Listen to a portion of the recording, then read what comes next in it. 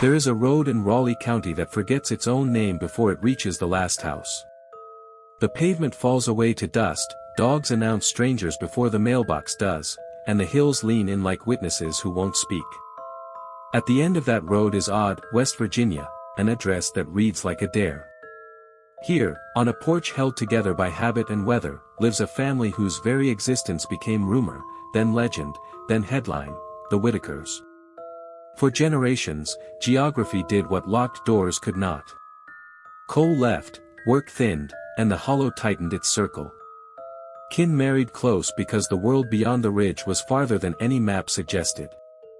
In that closeness, traits repeated, and words did not always arrive as words. A glance became a sentence. A gesture did the work of a paragraph. Outsiders came rarely, and when they did, they left with a story that was hard to tell without turning people into exhibits. Then a camera found the porch. First as still images, a face caught between suspicion and surprise, eyes wide as if language had slipped into the trees. Later as moving pictures that the internet devoured in loops of disbelief and pity. Millions looked in, and the Whittakers could no longer live at the edge of a country that pretended not to see them. Help arrived in boxes and envelopes. So did mockery. The questions followed close behind: is this illumination or exploitation? Witness or spectacle? Charity or theater? Tonight, we walk that road on foot. We will place the family where they belong, inside a landscape of busted minds and busted promises, before we look through any lens.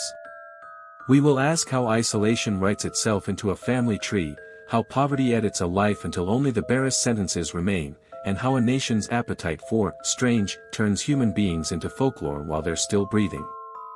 This is a story told with respect for the living and the dead, with an eye for records as well as rumors, and with the understanding that silence can be both shield and wound. If you find this story gripping, don't forget to like and subscribe. Let's begin. If you spread a paper map of southern West Virginia and follow the crease where Raleigh County dips into folded hills, you'll find a scatter of names that feel more like rumors than places: Coal City, Dry Hill, Fireco, and, tucked at the end of a thin gray road, Odd. The name looks like a misprint until the pavement narrows and the forest closes in. Here the mountains don't merely surround people, they arrange their lives. Ridges decide where a house can sit, where a church can gather, where a school bus can climb before winter ice turns the whole hollow into a slope. The land is not a backdrop. It is the first character in the story. Raleigh County grew around coal, and coal taught a precise way of measuring time, in shifts, in seams, in booms that sounded like salvation and busts that moved through a family like a slow sickness. When the industry was hot, paychecks came regular, and a man could stack cinder blocks for a porch and be certain he would finish it by fall. When the market cooled, or when machines learned to do with a crew of 10 what once took 100, the quiet returned. Work went thin, and the best currency became what you could do for kin: a neighbor's alternator, a cousin's roof patch, a skillet carried across the valley when a baby came early. In that rhythm, a place like Odd can feel both protected and trapped. Odd is not a town in the way brochures use the word. It is an unincorporated scatter of homes and outbuildings strung along a road that forgets its own line after a rain. There is no main street, there are porches. There is no square, there is a bend in the road where the mailboxes crowd like a small congregation. Folks mark directions by memory and weather, go past the stand of pines that held last winter's ravens, turn where the creek widens. If it's flooded, you've gone too far. To outsiders, such instructions read like folklore. To locals, they are an atlas. Appalachian isolation is not just distance but topography plus economy. The hills make travel long, low wages make car repairs slow. A bad storm can turn a 12-minute drive into an hour of deciding whether to risk a washed-out culvert. Healthcare lives miles away, across counties.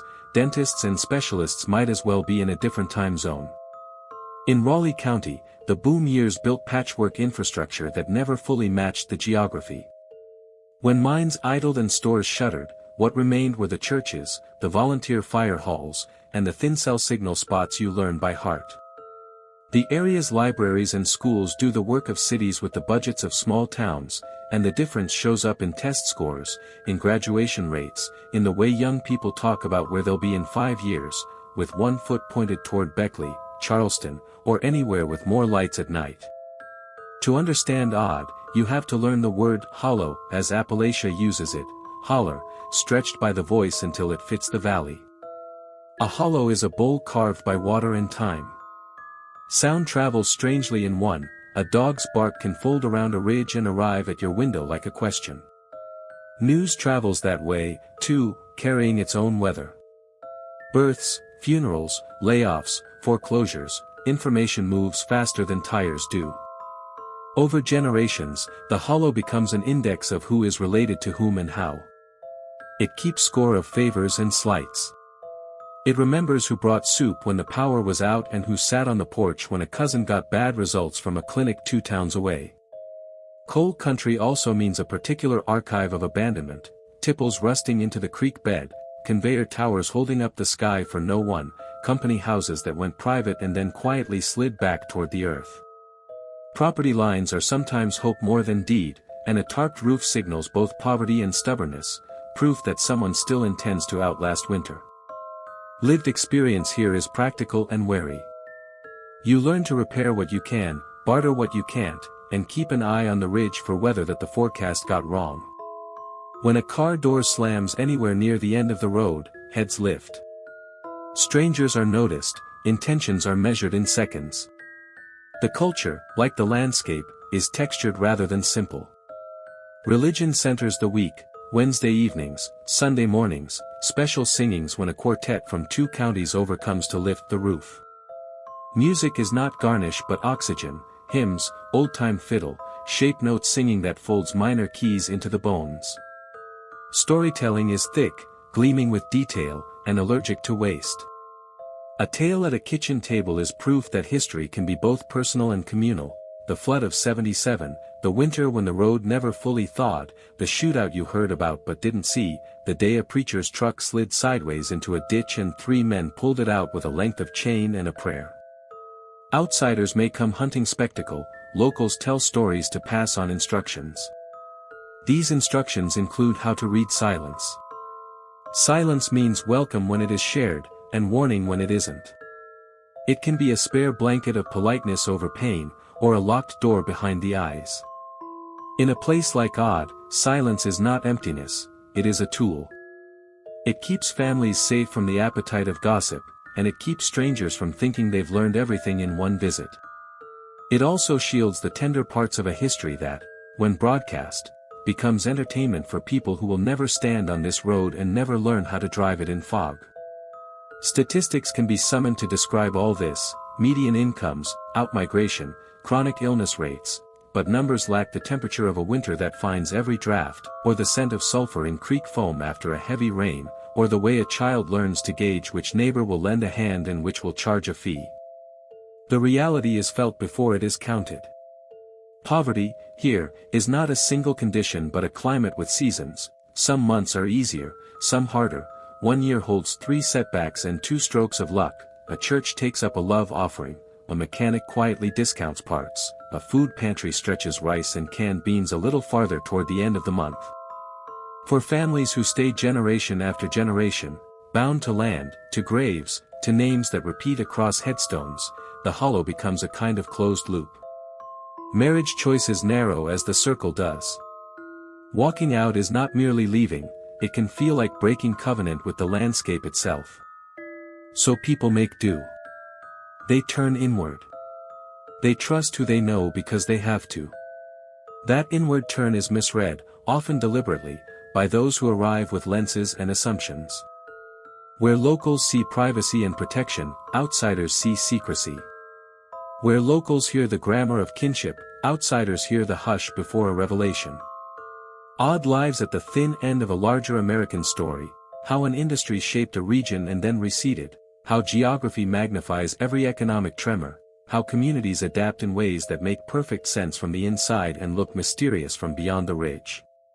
The houses along this road were not built to be scenes in anyone else's narrative.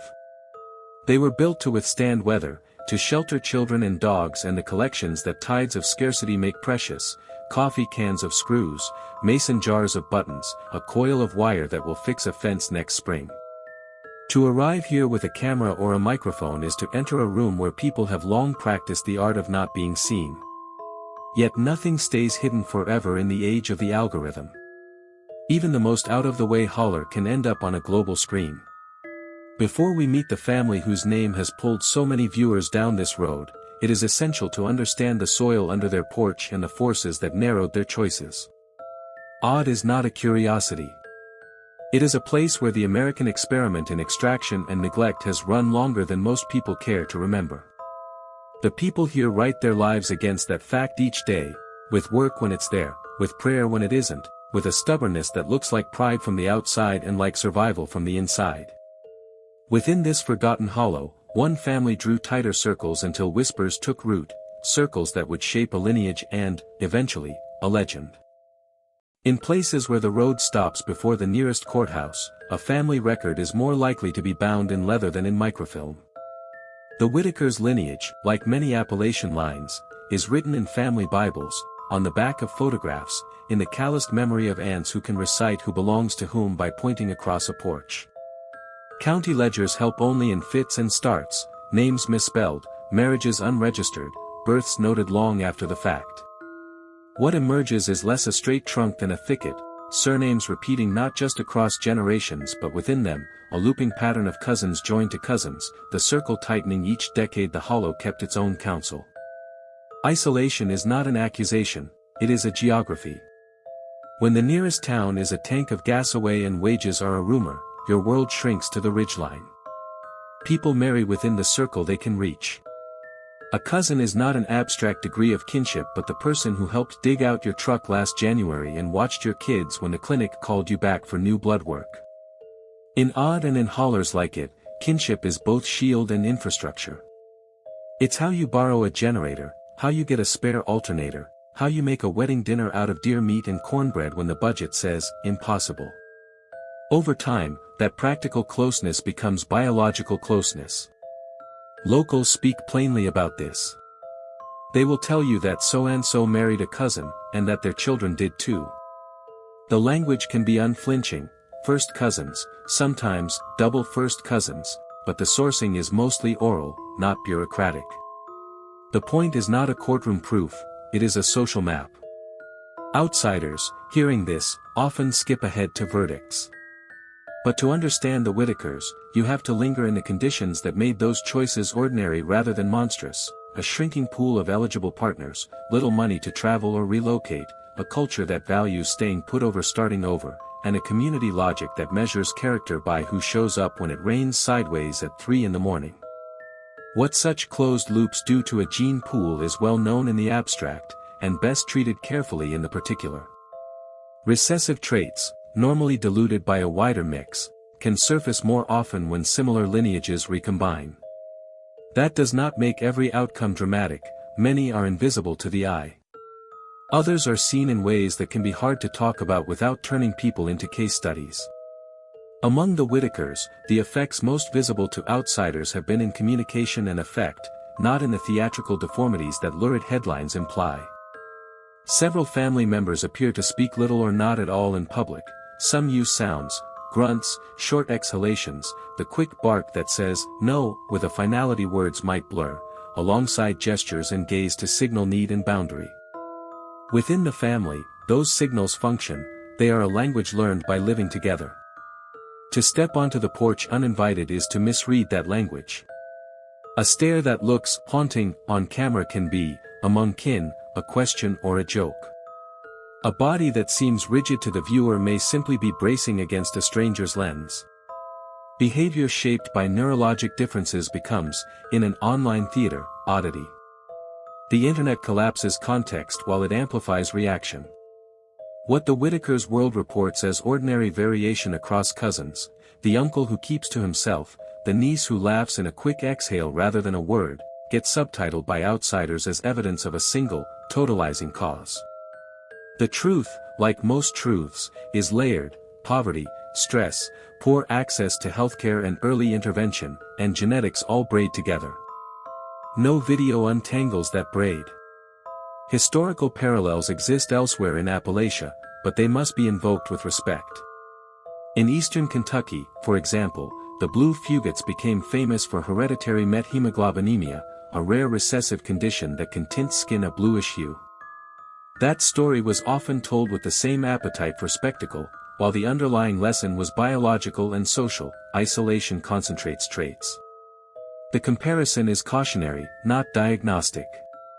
The Whittakers are not a clone of anyone else's pedigree, they are a specific family shaped by a specific place. Even the words inbred and intermarried, though technically descriptive at times, have been weaponized by a century of jokes about hill folk and deserve to be handled like live wire. What can be said, carefully and fairly, is that generations of close-kin marriages likely narrowed the biological repertoire within this family line. What can also be said, without any hedge, is that the narrowing did not erase ordinary family instincts. The Whittakers protect one another fiercely. They are wary of questions that smell like traps. They recognize exploitation in a heartbeat. A great irony of the public narrative is that the same guardedness critics frame as secrecy is, at base, an ethical choice, to keep the circle small so that those inside it remain fully human to one another. If you were to draw the family tree from available accounts, it would look like a set of braided branches rather than a clean fork. A grandfather's surname appears twice in the same generation, a reminder that siblings sometimes married into the same neighboring house. A grandmother's first name repeats across cousins born within a few seasons of each other, then again as a middle name a decade later. Nicknames do half the work of identification. The porch knows who you mean when you say Junior, but a county index does not.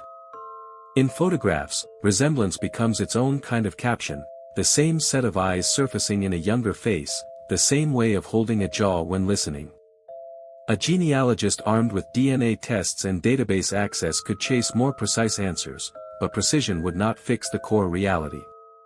The family line was drawn inward by material facts, a collapsed economy, unreliable transport, school systems that struggled to retain talent, and a historical habit of marrying close to home because home was the safest place to be.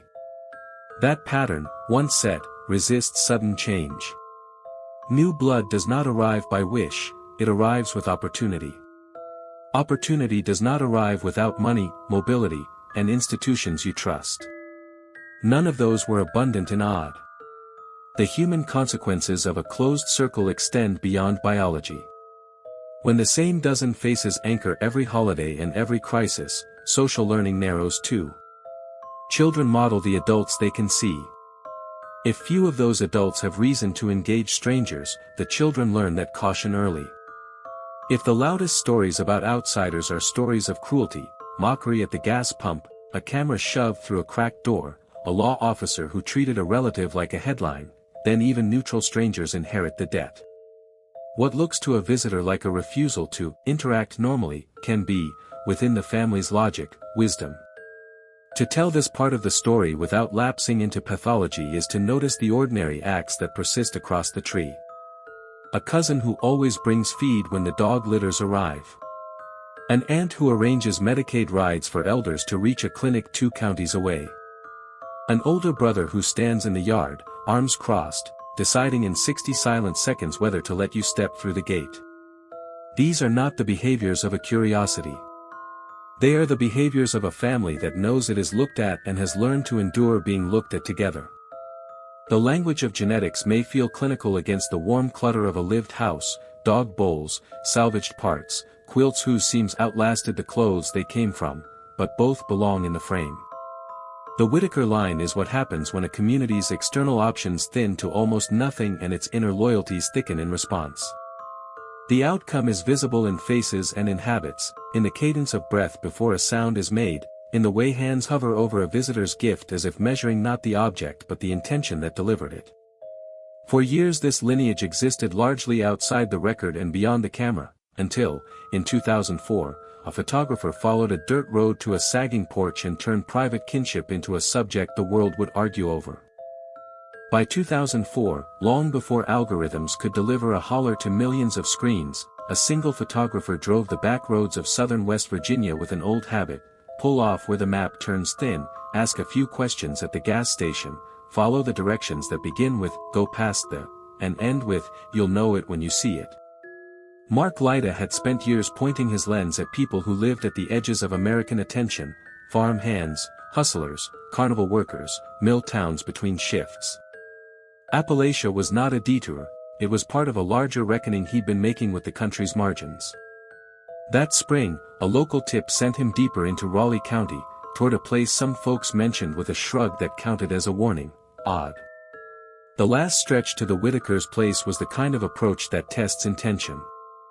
Gravel loosened under the tires, trees knitted overhead, dogs announced the car from a distance that felt like 2 minutes of barking. The house, more shack than house by then, sat back from the road, weathered into the color of the hillside. Corrugated metal leaned where siding had surrendered. A roof line wavered like a tired hand. In the yard, vehicles in various stages of surrender offered up their parts, a door here, a hood there, coils and belts waiting to be useful to someone who could make one working thing out of 3 broken ones. The scene read, to an outsider's eye, as a catalogue of lack. To the people who lived there, it was inventory. Introductions in a place like this are negotiations. Lyda was not the first stranger to arrive with a camera, he was the first, that day, to keep it lowered while he spoke.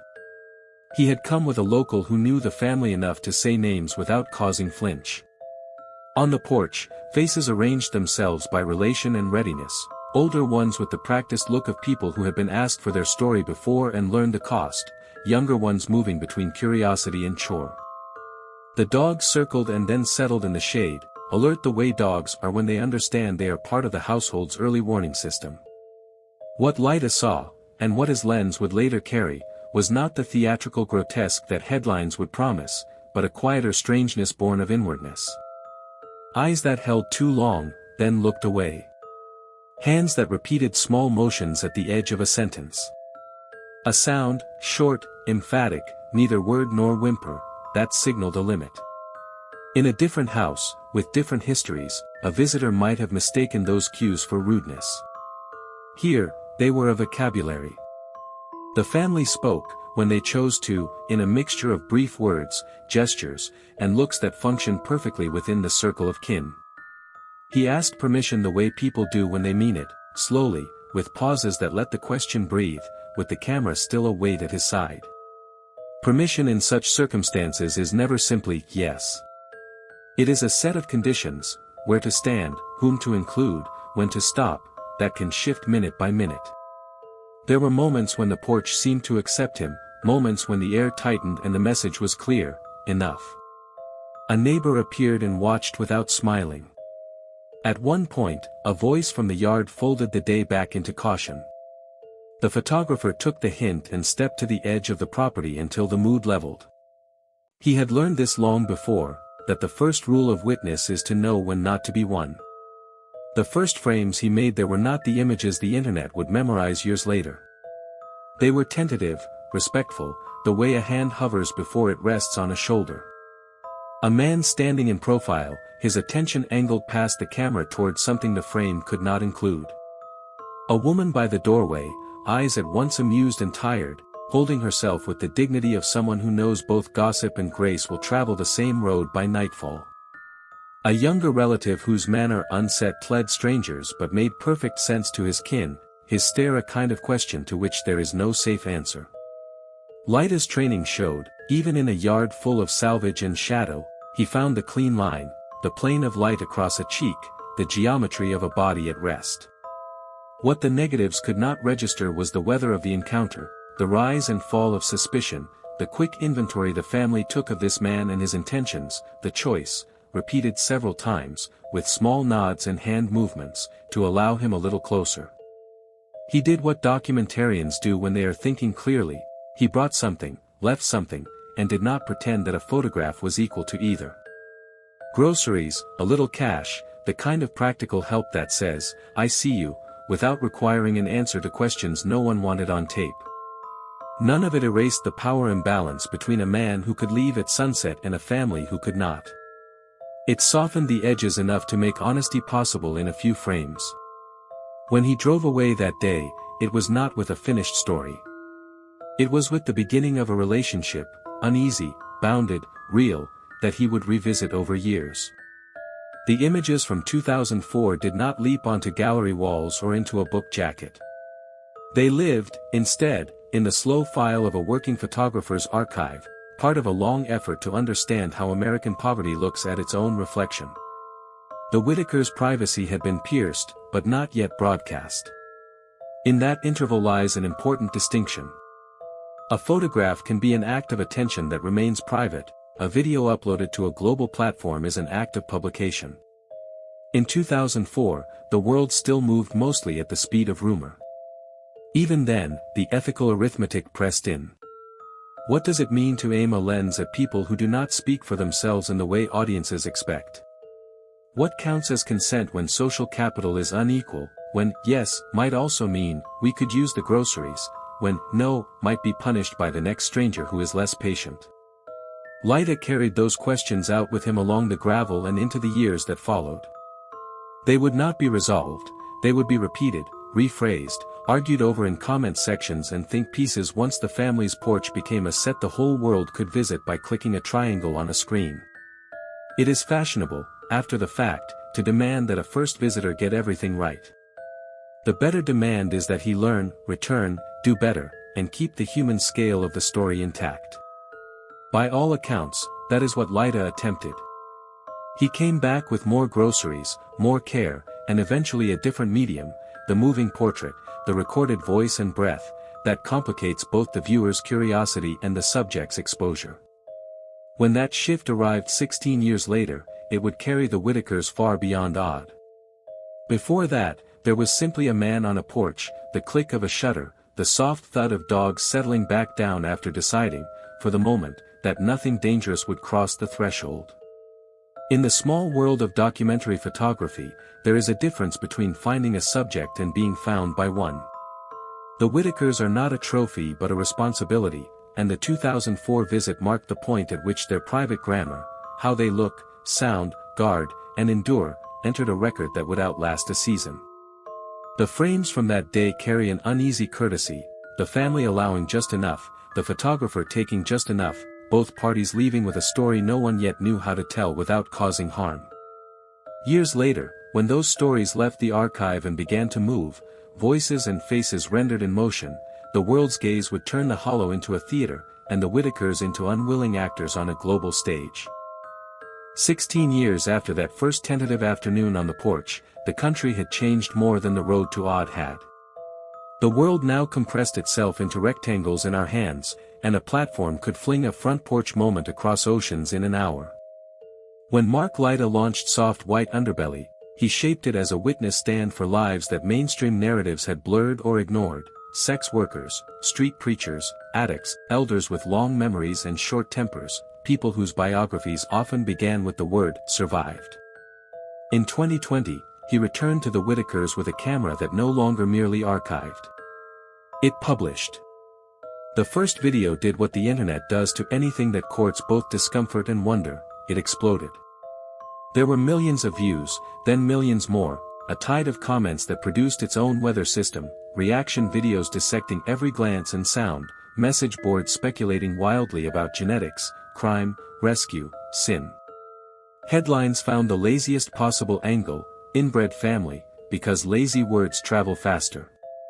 The video, however, was less simple: faces in full daylight, dogs drifting through the frame like punctuation, a rhythm of questions that sometimes met words and sometimes met a look or a sound that meant, enough. The camera in these sessions is both close and cautious. Lyta sits where a visitor would sit and keeps the pace human, let the silence hold, accept the answer in whatever form it takes, pivot when a boundary appears. The Whittakers do not perform, they endure. A hand lifts to block a lens and then drops when the question softens. A family member summons a sound that outsiders call a bark, though inside the circle it's a clear, emphatic directive. Another relative, more verbal, answers briefly, eyes shifting between the interviewer and the porch's horizon line. The footage refuses to assemble itself into a tidy moral. It shows people in their place, on their terms, in a grammar the audience must learn without subtitles. yet virality mangles nuance. Clips were ripped and reposted with horror movie soundtracks, stills were extracted and captioned with a cruelty as old as traveling sideshows. Scariest thing on the internet, read one viral share, as if terror were the point. The algorithm rewarded gawking and punished reflection. What had been a porch became a stage, what had been a family became a category. It is one thing to feel unsettled by difference, it is another to turn that feeling into currency. The comments alternated between pity, disgust, and performative awe. Somewhere, in the churn, genuine concern flickered, questions about clean water, heat, food, medical care, but even those could arrive wrapped in a voyeur's itch. Donations soon followed, cash, groceries, clothing, home repairs, appliances hauled up the road by people who had never heard of Odd the week before. A surprising variety of viewers wanted to help without making a spectacle of their helping, some sent small amounts with notes that read like prayers. Others wanted receipts and a televised ledger of gratitude. The family accepted what made sense and waved off what didn't, their instincts honed by a lifetime of recognizing strings. The porch, always a customs checkpoint for intention, grew stricter. If you arrived to be seen being generous, you had already failed the test. The channel's follow-up visits documented change at the speed of the hollow, modest, practical, untheatrical. A working stove where there hadn't been one. A patched roof. A better mattress. A refrigerator that didn't wheeze like an animal in pain. In a country that equates aid with a ribbon cutting, these increments looked small. In Odd, they were weather systems, shifts in daily pressure that made sleep warmer and mornings less afraid. The videos, to their credit, did not stage a makeover montage. They kept to the house, to the dirt road, to the small geography that had shaped the family's choices and chances for generations. Even as help arrived, so did rumor wearing concern's clothes. Why don't they move, strangers demanded, as if mobility were simply an act of wanting. Why doesn't someone take them away? A question that smuggled an uglier history, the forcible solutions once imposed on poor families judged unfit by people who didn't know their names. Others accused the channel of profiting off pain, some accused the family of playing up their difference for gain. The porch, that old arbiter, continued to do its work, a glance that said no to a request, a dog's growl that ended a conversation, a sudden breeze of humor when an exchange felt right. The highest stakes negotiations are sometimes silent. The hardest thing to convey about the viral moment is its double exposure. On the public feed, it looks like acceleration, views stacking, thumbnails multiplying, a house in Odd becoming a cultural reference. Inside the family's perimeter, it registers as pressure. Strangers drive out to test whether the internet told the truth. They knock, sometimes at dark, with a phone already recording. They try to convert a private life into proof. The family responds the way people do who have had to survive first and explain second, they protect their own, shoo off the disrespectful, and lean harder into the bonds that predated the audience. The channel's framing mattered. Lyda kept his questions level, resisted the impulse to narrate over the footage, allowed the dogs to keep wandering through the shot like reminders that life has more moving parts than a viewer's thesis. He published fundraisers and delivered supplies. He also made content, advertising-supported videos, a growing catalog, a brand newly associated with an Appalachian surname. Both truths live in the same frame, benefactor and broadcaster. The simplest reading, that he was only one or the other, cannot hold. The complicated reading, that help and exposure arrived in the same package, gets us closer to reality. As the numbers climbed, institutions that had ignored the hollow drew near, some out of duty, some out of curiosity, a few out of disdain. Local authorities answered calls prompted by faraway viewers, reporters requested comment, non-profits gauged whether their missions could stretch to fit a family that defied intake forms. Within the broader Appalachian community, reactions were mixed. Some were grateful that a national audience was forced to see what poverty really looks like when it calcifies around a family line. Others feared that the old caricatures, banjo jokes and deliverance shorthand, would grow fresh legs and run another lap around the country. What cannot be dismissed are the moments of unmistakable connection that the camera caught, a shared laugh that required no translation, a quick, protective touch from one relative to another when a question landed wrong, the way a face softened when a dog leaned its weight against a leg and sighed. These are not the images of a freak show. They are the images of a family absorbing attention it never asked for and surviving it with the tools it has, each other, the porch, a learned fluency in the art of ending a conversation without a word. The audience, too, was not singular. Alongside the cruelty were viewers who wrote about their own families, about a brother on the spectrum, a cousin who never spoke in public but could repair anything that ran on fuel, a grandmother who kept the house going with gestures and glances after a stroke took her nouns. They saw the Whittakers not as monsters but as kin across a distance, bound by different maps to similar weathers. Those comments did not trend. Algorithms prefer heat to light. Still, they existed, a quiet countercurrent schooling itself against the riptide. By the end of that first viral year, the Whittaker name had entered a language it did not control. It became adjective and insult in places where the speakers could not find West Virginia on a blank outline of the United States. It also became, for some, a signpost, proof that American neglect is not an abstraction but an address with dogs in the yard and a roof that needs work. The videos did not cure poverty or untangle a family tree. They did what images have always done, they forced a glance to linger and then dared the glancer to decide whether looking was the same as knowing. The porch remained itself through all this, a boundary, a stage, a tribunal, a sun-warmed plank where the day could fold its arms. The camera kept coming back because life kept happening. Groceries ran low again. A dog had pups. A relative's health dipped and rallied. Winter insisted. Spring held. The internet, having gorged itself, turned its appetite elsewhere and then circled back, as it always does, for seconds. In that ebb and flow, the family learned to live with being seen and to insist, stubbornly, on being more than what was seen. With the world watching, a second argument bloomed, one not about views or even aid, but about the cost of turning lives into content. Were the Whittakers being helped, or harvested? Witnessed, or used? The ethics that had shadowed the porch now stepped into the center of the frame. The first argument began in the comments and spilled outward. What, exactly, are we doing when we watch? The Whittakers' videos asked for a human response, attention, help, restraint, and the internet answered with all three, often in the same breath. One viewer wrote a paragraph that felt like prayer and wired a grocery fund within the hour. Another cut the porch into a thumbnail and captioned it like a sideshow. Between those extremes lived the debate that would come to define the Whittakers' public life, exposure versus exploitation, witness versus harvest, aid versus appetite. Critics leveled the clearest charge, poverty porn. The camera, they argued, had trespassed past curiosity into consumption, repackaging a family with limited ability to negotiate terms as content for a global audience. Consent, in this reading, was compromised by circumstance.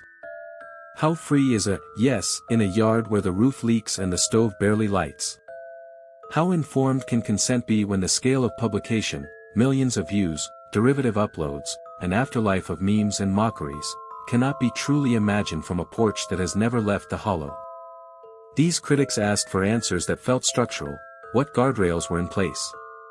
What share of revenue cycled back? What duties did the filmmaker accept beyond groceries and rides? Defenders pushed back with a different moral arithmetic. Hiding suffering, they said, is a luxury of people who do not have to live with it. Without the videos, the Whittakers would have remained invisible to the institutions and individuals who later helped stabilize parts of their daily life. A patched roof is not a theory.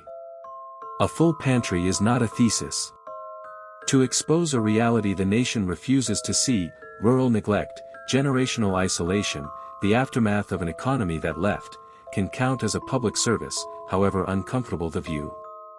As for compensation and care, defenders pointed to deliveries, fundraisers, and repeated visits as proof that this was not drive-by documentation.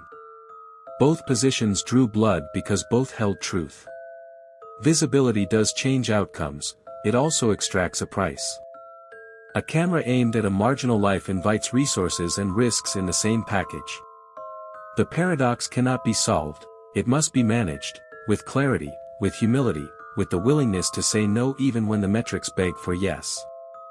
That last virtue is the rarest in an economy built on clicks. Consent sat at the center of every careful critique. In clinical ethics, consent is an event signed on paper. In documentary practice, it is a relationship renewed over time.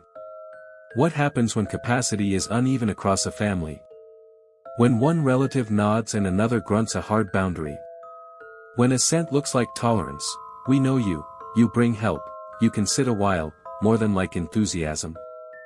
The most generous standard says, treat consent as fragile, revocable, and specific. The most honest reality says, the internet prefers consent to be settled and permanent, a signature that can be waived at doubt. The Whittakers forced viewers to reckon with the gap. Compensation and transparency followed. Viewers asked, sometimes gently and sometimes with accusation, how ad revenue intersected with charity. Was there a ledger? A plan? A promise that outlasted the spike of virality? Skeptics insisted that private arrangements could not answer public doubts. Supporters countered that not every act of aid needs to be litigated in a comment section. Here, the Appalachian suspicion of paperwork met the internet's fetish for receipts. The family's instinct, to accept what helps, decline what binds, collided with an audience trained to measure sincerity by spreadsheets. Then came the charge that is hardest to refute, that a camera alters what it records. In the presence of a lens, even silence performs. Behavior curves around attention. A grunt becomes a spectacle, a stare becomes a statement, a porch becomes a set. Documentarians know this and proceed anyway, trying to earn authenticity through patience and return visits. But the critique stands, once you publish, you have edited, once you edit, you have authored. Authorship carries responsibility, for framing, for contextualization, for the aftercare of people whose lives will now be interpreted by strangers with no skin in the outcome. The conversation widened beyond the family to the idea of Appalachia itself. Regional advocates, long exhausted by caricature, worried that the Whittakers would become another shorthand, like a banjo riff used as a punchline, for a complex place. They argued for counterweights, stories of teachers holding classrooms together, of clinics doing heroic work with threadbare budgets, of families whose kinship networks prevent isolation from hardening into harm. Others, including some Appalachian voices, argued that sanitizing the region to protect its reputation is its own kind of dishonesty. Let the hard stories stand, they said, and let them be paired with the systems that created them, disinvestment, extraction, the long tail of industries that devoured bodies and then shrugged. Journalists entered the debate with familiar questions about standards. Should names be shielded? Should locations be blurred? What constitutes minimize harm when the subjects are already locally identifiable, when neighbors can triangulate a mailbox and a ridge line from a single shot? Some called for a duty of care model, before publishing, secure medical consults, social work input, and a plan for how increased attention will be managed when the cameras leave. Others warned that formalizing those requirements could drive independent chroniclers out of the work entirely, leaving only institutions, often the same ones that failed these places in the first place, to tell the stories. Inside the family, the debate registered as weather. A day with fewer cars slowing at the bend felt like shade. A week with 3 knocks after dark felt like a storm. Offers arrived that needed sorting, a well-intentioned attempt to relocate everyone to a distant city, as if roots could be uprooted by fiat, a documentary pitch from a crew that talked about arc and act breaks as if a house were a season to be plotted, a church group that brought casseroles and left quietly. The Whittakers, practiced at reading the grain of a person's approach, accepted help that matched their pace and declined the kind that came with a script. This stubbornness was framed online as ingratitude by some and as courage by others. On the porch, it was simply sense. One strand of argument focused on the viewers themselves. What does it do to an audience to take in human difference as entertainment? The 19th century had its dime museums, the 20th had its shock talk, the 21st has autoplay.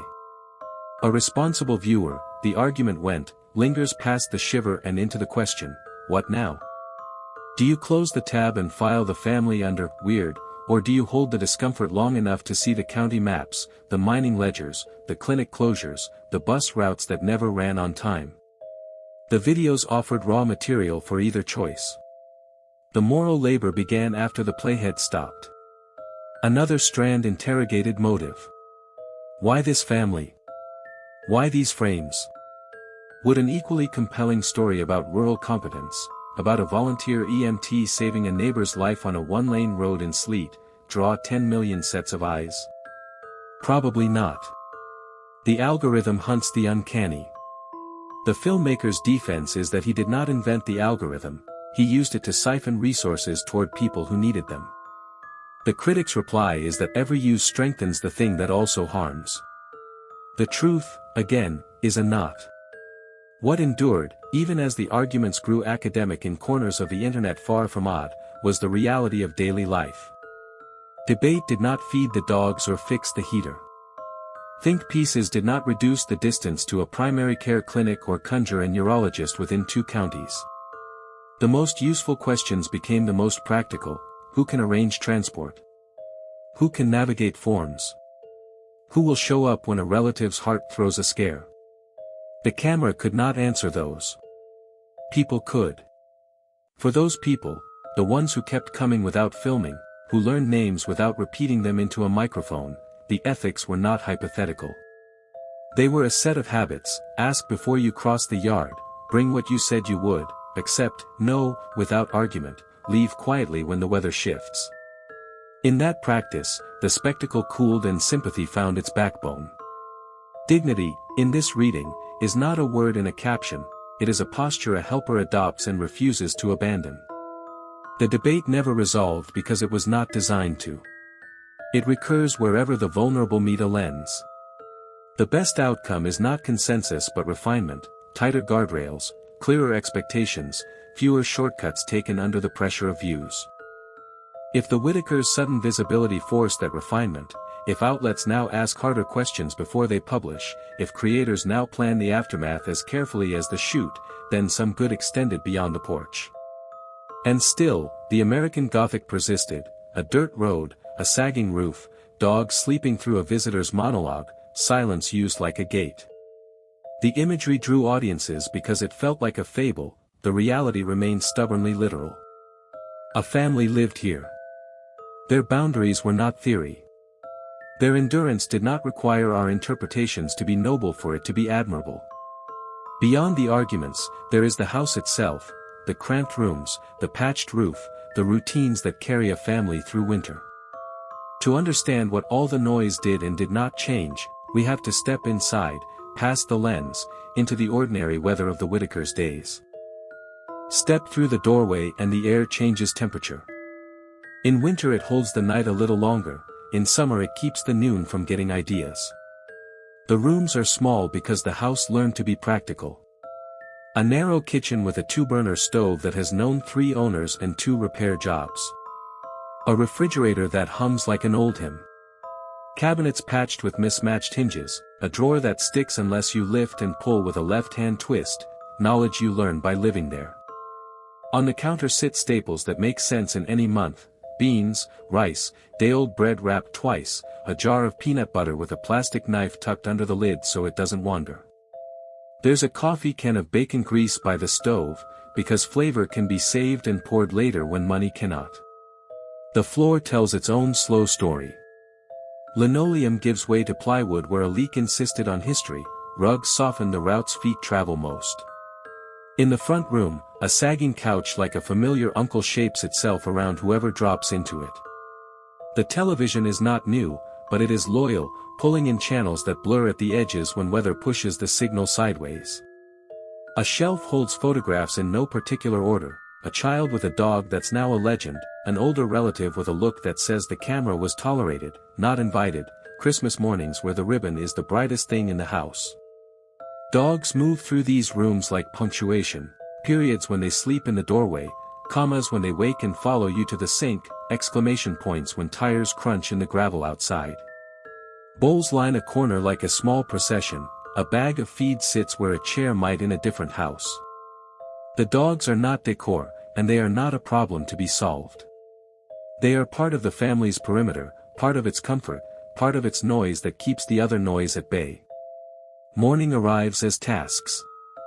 Someone checks the mailbox early to beat the heat and the neighbor's curiosity. Someone else shakes the blankets out on the line because sun is a sanitizer no bureaucracy can match. Dishes are done in batches, first pass to clear, second pass to finish, a final pass with scalding water when there's enough in the tank. Laundry waits for a day when the weather and the water agree. When they do, it goes through a rhythm older than the machine: soak, turn, wring, hang. An afternoon appointment might be a ride to town for supplies, or a stop at the clinic if the appointment held, or a detour to a cousin's place because word came that something needs a strong back and a length of rope. Food is a choreography of stretching and savoring. Soup starts with what is certain: beans, an onion if there is one, and becomes what the day allows: bits of meat, a potato, noodles broken up by hand.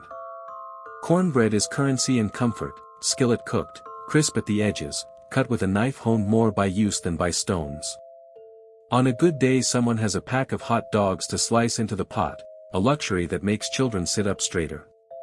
On a tight day, the meal is still hot, and the table still holds everyone who needs it. Hospitality here is not performative. If you are in the room at mealtime, you are handed a plate whether or not the house wanted a witness that morning. Communication is not absent, it is patterned. Brief words establish what must be known: who's going out, who's watching the dogs, which neighbor asked a favor and which one asked a question that won't be answered. Much of the rest is gesture. A chin tilt to the window means someone's coming. A flat palm means not now. The short sound outsiders call a bark is not an effect, it is a full stop. Then there is laughter, quick and private, a flare of light at something missed by the camera, a dog's lopsided scramble, a memory of a cousin's disastrous attempt at patching a tire with duct tape and faith, a joke told in a single look because the setup lived 15 years ago. Money flows like creek water, sometimes steady, sometimes thin, sometimes muddied by forces upstream. Checks arrive on a schedule the body keeps: disability, assistance, supplemented by odd jobs that don't always call themselves work because payment comes as parts or help returned later. The pantry's health is measured daily. When it dips, the network leans in: a neighbor with eggs, a relative with venison, someone from church with a casserole and the gift of not staying to watch you eat it. Aid from far away has its place: boxes of groceries delivered, a repair team that patches a roof before the next hard rain, but the rhythm of survival still beats locally. Privacy is not a luxury here, it is a boundary that keeps the map of a life from becoming public property. Doors are left open for airflow and closed without discussion when the mood requires it. When a car rolls too slowly past the house, eyes track it: if it stops and a phone appears before a greeting, the threshold hardens. The family has learned to read people faster than people can read rooms. A respectful visitor is a person, a disrespectful one is a problem to solve. The solutions are quiet: a refusal, a turn back, the dogs informed by tone alone that this is not a friend. Healthcare is a geography lesson with time limits. Rides must be lined up, paperwork wrangled, names repeated into phones that do not always hold a signal. Specialists exist elsewhere, referrals are promises that depend on gas money and reliable breaks. In the house, care looks like a pillbox sorted at the table, the reminder to take the evening dose woven into conversation, a hand placed just so on a shoulder when balance looks uncertain. None of this reads loud on camera, which is why the camera often misses it. Winter writes the hardest chapters. Heat becomes math: what the thermostat says versus what the bill will be, how much wood is dry, whether a space heater can be used without inviting a fire to try its luck. Drafts are hunted with an old towel, taped with plastic sheeting that crinkles when the wind remembers them. Dogs nest tighter. Mornings are slower but more certain because routine is the spine that keeps a house upright when everything else gets cold. Gifts from the outside world occupy a complicated place in these rooms. A new appliance is a victory, but it is also a foreigner. It must be taught to live in a house that measures time by weather and habit. People online want before and after pictures, the house wants after and after. Does it still work when the power blinks? Can the person who uses it use it without a manual? Did the machine make the day smoother or add another device that demands attention when attention is already in short supply? The family answers these questions in the only way that matters. Does it help? If yes, it stays. If no, it moves along without ceremony. The camera, when it is allowed in, is given a job: record and leave. It is not asked to interpret. Interpretation turns rooms into symbols and people into archetypes.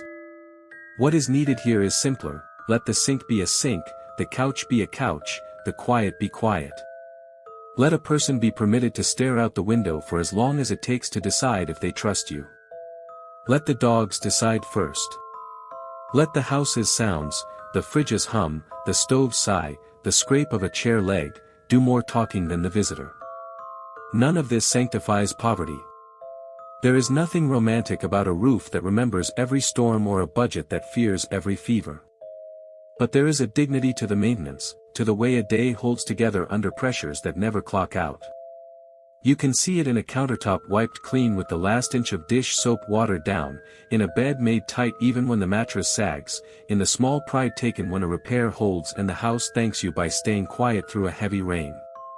The hardest part to understand from the outside is why people stay. The answers are not complicated to those who live here: graves on the hill, kin within walking distance, a knowledge of the land that money cannot buy and moving cannot replace. Safety, too, is measured differently. A city might offer clinics and wages. It also demands a new language, new dangers, new landlords who do not know your last name. Here, the dangers are known, named, and navigable. Here, a knock at the wrong time is met by a chorus of dogs and a family that closes ranks without a meeting. On a good day, the house fills with small victories. Mail that brings no bad news. A visit from a cousin who fixes the thing that has been half working for 6 months. Sun low enough through the trees to turn dust into gold for a minute. On a hard day, the strategies still hold: clear the table, prioritize the immediate, make the call, accept the ride, eat what you have, sleep when you can. Survival is not a story beat, it is a practice. What the camera cannot finally hold is the lesson the house keeps teaching: that people can be more ordinary and more mysterious than a narrative allows at the same time. The Whittakers are not metaphors. They are a family that wakes up, does the day, and goes to bed in a place that has narrowed their options and sharpened their allegiance to one another. To step inside is to be reminded that the lines between spectacle and sympathy, between witness and intrusion, are drawn across floors that need sweeping and stoves that need tending. Respect is not a posture you adopt at the door, it is the way you move through a room when you have been allowed to enter it. Even as life drags on in its practical cycles, the Whittakers' days reflect a larger American equation: how poverty, distance, and history shape what a family becomes, and how a nation decides what it owes to those living at the end of the road. A story ends 2 ways, with an answer or a responsibility.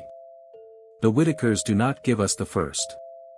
What they leave is the second: the obligation to look without feeding the appetite for spectacle, to help without drafting a script, to remember that the people at the center of our curiosity have to live in the echo after we close the tab.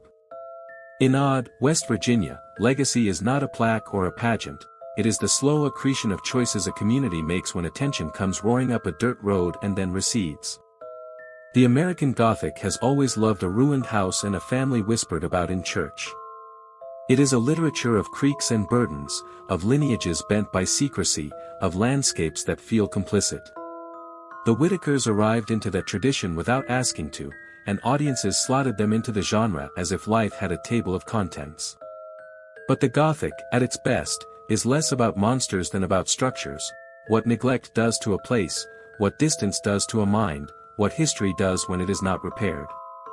Read that way, the family's strangeness becomes legible as consequence of poverty that calcified, of kinship turned inward for survival, of institutions that drifted away like smoke. Myth grows where services shrink. In a county where clinics are scarce, a rumor can have the authority of a diagnosis. In a town where records are partial and roads seasonal, stories do the work of maps. The Whittakers myth, that family, at the end of the road, helped outsiders navigate their own unease about rural America, a tidy emblem of everything supposedly backward and hopeless. Yet the lens that flattened them into symbol also captured what myth cannot hold, a protective hand, a shared joke, the stubborn ordinary that keeps a day upright. The legacy worth keeping is not the caricature but the correction, that families survive in ways that offend narrative neatness, and that dignity looks different when it has to be earned under drafty roofs. For makers and media, the lesson is practical. If you take a story from a porch like this, you inherit chores along with footage, clarify consent every time, not once, route resources transparently, plan the aftercare before the upload, center the subject's pace over the platform's hunger, show the systems, not just the faces. Minimize harm is not a line in a style guide, it is a budget line and a calendar entry in someone's job on the ground. Legacy, for storytellers, will not be measured by views but by whether the house is quieter in winter and whether the dogs sleep easier after you've gone. For viewers, the inheritance is moral literacy. What do you do with the discomfort this family evokes? You can metabolize it as thrill and call it a night. Or you can convert it into attention that has a spine, learn the shape of the county map, the arithmetic of disability checks, the drive time to the nearest neurologist, the history of an industry that 8 generations and then left the table. You do not need to become a policy expert to behave with care, but you do need to recognize when pity becomes theater and when help arrives wearing the costume of control. The smallest discipline is the most radical online: look longer, speak softer, send something useful, and keep your name out of it. For institutions, the family's existence indicts the distance between mandate and delivery. If a viral video can patch a roof faster than a program can, the program has drifted from its purpose. If the only neurologist who will see a patient is 3 counties away, then access is being defined by people who do not have to make the drive. The legacy that matters is policy shaped by humility, routes funded because a bus line equals healthcare, clinics supported because early intervention prevents lifelong isolation, social work resource to move at the speed of trust in places where trust is earned porch by porch. Inside the family, legacy is not an argument, it is a lineage that keeps choosing one another. The world named them a curiosity, they remained a household. The camera could not measure the force of that loyalty, but the rooms did, in the way routine stitched days together, in the unceremonious tenderness of care, in the refusal to surrender their grammar to outsiders. If a lesson crosses the threshold from their house to ours, let it be that privacy is not suspicion but shelter, and that a boundary maintained under pressure is not rudeness but survival. So what remains? Not a solved mystery. Not a purified myth. A place. A family. A set of questions that point outward, to us. Do we know how to look at rural poverty without reenacting the carnival? Do we know how to talk about genetics without rehearsing contempt?